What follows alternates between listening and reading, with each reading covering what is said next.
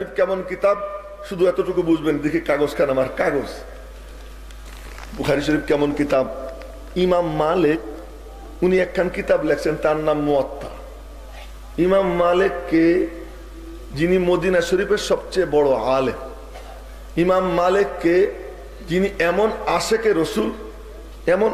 রসুল, মদিনা শরীফ থেকে মক্কা শরীফ হজ করতে যাইতেন না, মনে মনে বলতেন যদি মক্কায় গিয়ে মরে যাই ওরা আমারে সেখানে দাফন করে দিবে, আমি যাব না, আমি মদিনায় মরবো, নবীজির পাশে শুভ।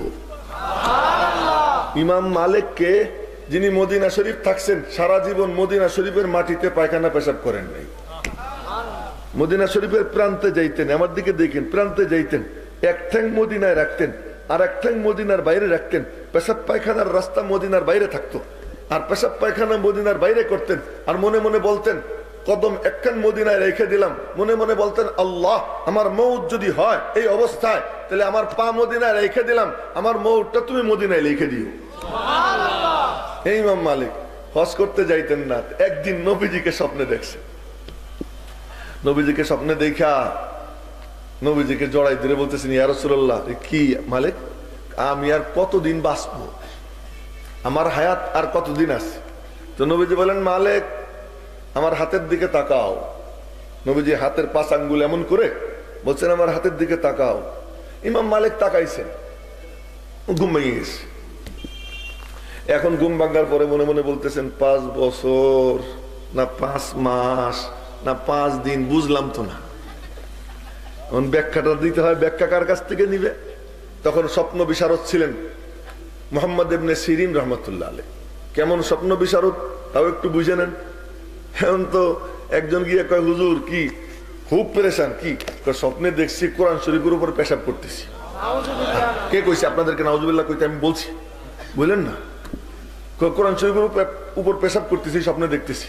আলহামদুলিল্লাহ ক হুজুর, আলহামদুলিল্লাহ। তুই আলহামদুলিল্লাহ বল। তো কইছে আলহামদুলিল্লাহ। কারে তোর ছেলে হাফেজ হবে। হ্যাঁ সুবহানাল্লাহ, আগামীকাল বুঝলেন আপনারা, তোর ছেলে হাফেজ হবে। সত্যি সত্যি তার ছেলে হাফেজ হয়েছে। বিবির সঙ্গে মিলামিশা করছে, তো বিবির সঙ্গে মিলামিশা করছে, তার লজ্জা স্থান দিয়ে যা বের হয়েছে ওই দিয়েই তো ছেলে পয়দা হয়েছে। স্বপ্নের ব্যাখ্যা। একজন এসে বলে, হুজুর কি স্বপ্নে দেখতেছি চৌকির নিচে আগুন জ্বলতেছে, জলদি মাটি খোঁড়, ওখানে স্বর্ণের খনি পাবি। ও মাটি খুঁড়ে দেখে 1 কলসি ভরা স্বর্ণ। আর একজন এসে কয়েক মাস পরে বলে, হুজুর স্বপ্নে দেখি চৌকির নিচে আগুন জ্বলতেছে, তাড়াতাড়ি মাল সামানা বের কর, তোর ঘরে আগুন লাগবে। মাল সামানা বের করছে, ঘরে আগুন লেগে গেছে। সাগদারদার জিজ্ঞেস করে, হুজুর এ কি ব্যাপার? একজনরে বললেন স্বর্ণের খনি, আর একজনরে বললেন আগুন লাগবে। কয় যে ও স্বপ্ন বলছে গরমকালে আগুন মানুষ পছন্দ করে না, এজন্য বলছি ঘর পুড়ে যাবে। আর ও স্বপ্ন এসে বলছে শীতকালে মানুষ আগুন জ্বালাই আগুন পোহায়, এই জন্য স্বর্ণের খনির ব্যাখ্যা দিচ্ছে। এইরকম মেধাসম্পন্ন ব্যাখ্যাকার ছিলেন মুহাম্মদ ইবনে সিরিন রহমতুল্লাহ আলাইহি। কথায় কথা চলে আসে, আমাদের যে মাদ্রাসার ছাত্র দারুল উলুম দেওবন্দ, এই দারুল উলুম দেওবন্দের প্রতিষ্ঠাতা হুজ্জাতুল ইসলাম কাসেমুল উলুম ওয়াল খায়রাত কাসেম নানুতুবি রহমতুল্লাহ আলাইহি, উনাকে এসে একজন বলতেছে যে হুজুর স্বপ্নে দেখছি। কি স্বপ্ন? যে আমার ঘরে এসে হাঁস উড়ে পড়ছে। হাঁস রে আরবিতে বলে বাত্তুন। কি বলে? বাত্তুন, বা তর উপরে তাসদিদ, বাত্তুন। তো কাসেম নাম তুমি বললেন, তুই যদি আমার মিষ্টি খাওয়াস তাহলে তোরে আমি 20 টাকা বেতনের চাকরি দিব, আর যদি মিষ্টি না খাওয়াস তো 11 টাকা বেতনের চাকরি পাবি। শুনেন কথা, তুই যদি আমার মিষ্টি খাওয়াস তাহলে তোর চাকরির বেতন হবে 20 টাকা। ও চাকরির অ্যাপ্লিকেশন করছে, আর মিষ্টি না খাওয়াইলে 11 টাকা। কেউ তোর মিষ্টি খাওয়াবো, যা তোর 20 টাকা বেতনের চাকরি হবে। কয়েকদিন পরে মিষ্টি নিয়ে দৌড়িয়েছে, এসে বলে হুজুর চাকরি হয়েছে। কিন্তু চাকরি তো হয়েছে, আগে আপনি বলেন ব্যাখ্যা কেমনে দিলেন? তুই বললি না বাত্তুন, বাত হলো হাসরে বলে। আরবিতে যদি বলি তাহলে হবে 2 ত, আর যদি উর্দুতে বা ফার্সিতে কই তাহলে হবে 1 ত। তুই যদি মিষ্টি না খাওয়াইতি আমি ব্যাখ্যা দিতাম ফার্সিতে, তাহলে ততে 9, বাতে 2, 11। আর যদি তুই আরবি আমার মিষ্টি খাওয়াস তাহলে আমি আরবি ধরবো, তাহলে ত 2টা, 9, 9, 18, আর বাতে 2। তো তুই মিষ্টি খাওয়াইতে চাইছিস, সেই জন্য 20 টাকার ব্যাখ্যা দিছি। দেখেন আমার কেমন কেমন লোক গেছে, আমাদের মুরব্বীরা। একজন আইসা কয় হুজুর কি?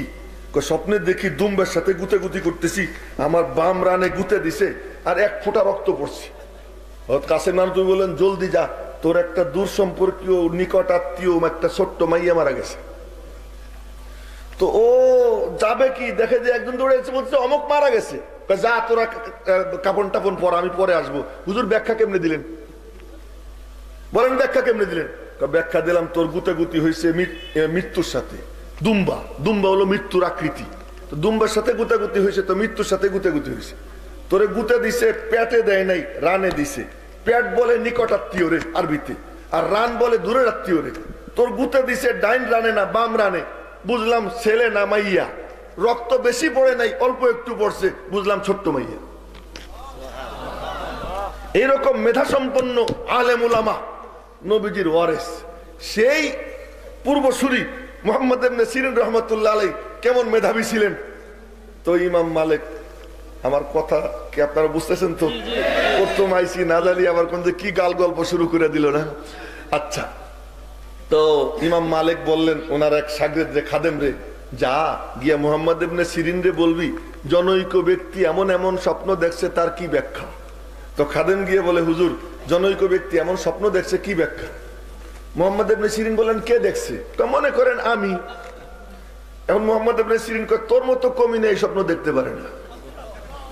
এই স্বপ্ন দেখলে কোনো আলেম দেখবে, তাও 1.5 ব্যাটারি আলেম না, কোনো ভালো আলেম দেখবে।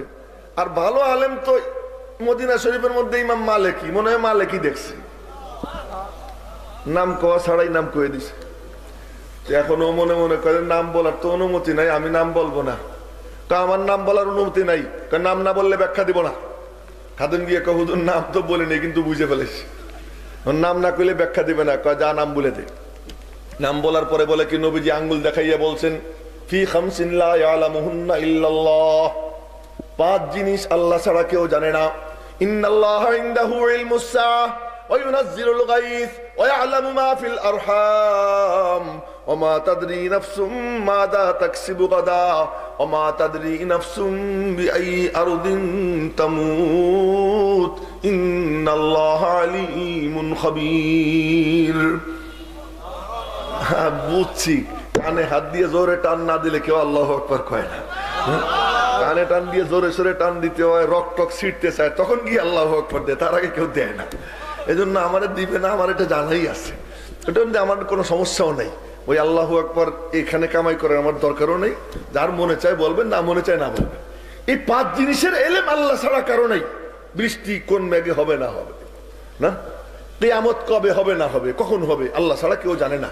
সর্বশেষ তুমি কোথায় মরবা, কখন মরবা, আল্লাহ ছাড়া কেউ জানে না। এই জন্য ইমাম মালিক হজে যাইতেন না। ওই ইমাম মালিক এক কিতাব লেখছেন, সেই কিতাবের নাম মুয়াত্তা। বুখারী শরীফ কেমন কিতাব তাই বলতেছি। ওই কিতাবের নাম মুয়াত্তা।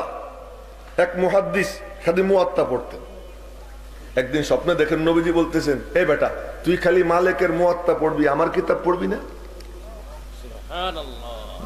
আপনারা কালকে বললেন সুবহানাল্লাহ।